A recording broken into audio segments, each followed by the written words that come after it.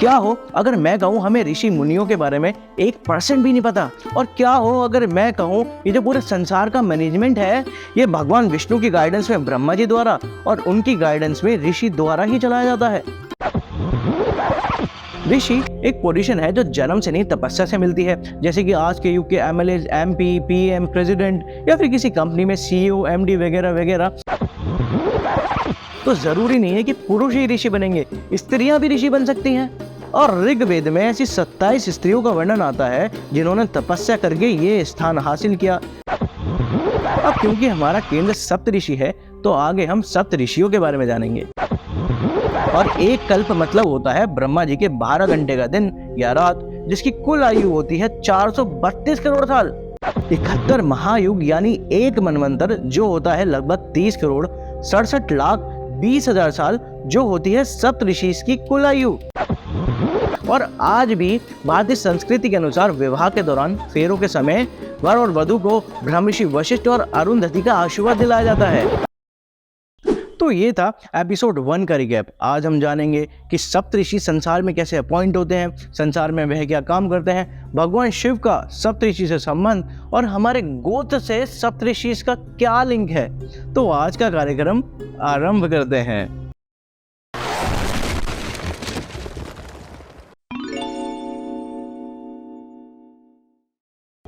हरे कृष्णा, आप सभी का स्वागत है सनातन स्क्वायर पर।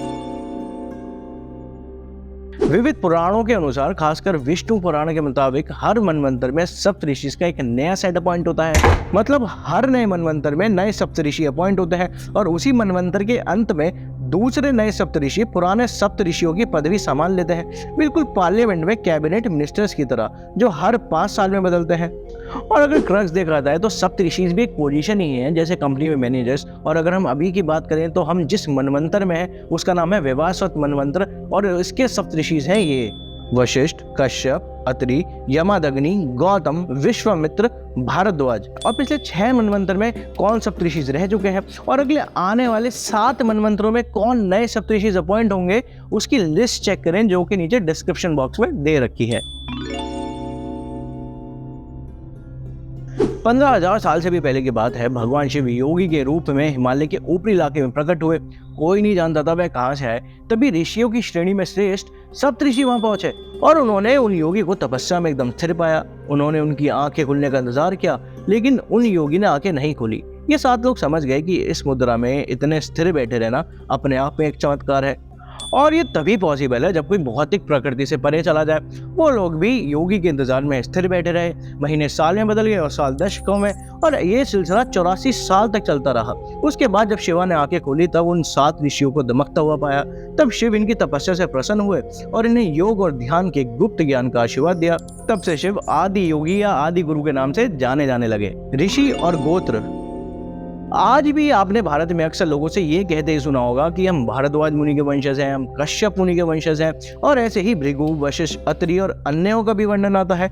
गोत्र मतलब होता है कुल। अगर मैं कहूँ मैं वशिष्ठ मुनि का वंशज हूँ, इसका मतलब मेरे कुल के मुख्य वशिष्ठ मुनि हैं, जिनसे आज तक की वंशावली चलती आ रही है। और अगर हम आज भी जनरेशन को पीछे ढकेलें, दादा के दादा के दादा और उसकी शुरुआत तक पहुंचे, तो सबके पूर्वज ये सप्तऋषि से निकलेंगे। और आज भी भारतीय परिवारों में पूजा अर्चना के दौरान इन गोत्र मुख्यों को भी ऑफरिंग दी जाती है, या कहें पूजा भी जाता है, जिसे गोत्र भी वंदना भी कहते हैं। संसार चलाने में सप्तऋषि का योगदान तो ये जानना इंपॉर्टेंट है। जैसे कोई कंपनी होती है जिसमें अलग अलग डिपार्टमेंट्स बांटे जाते हैं जो कि आपस में सिंक होते हैं या फिर जुड़ के काम करते हैं, तभी कंपनी स्मूथ चलती है।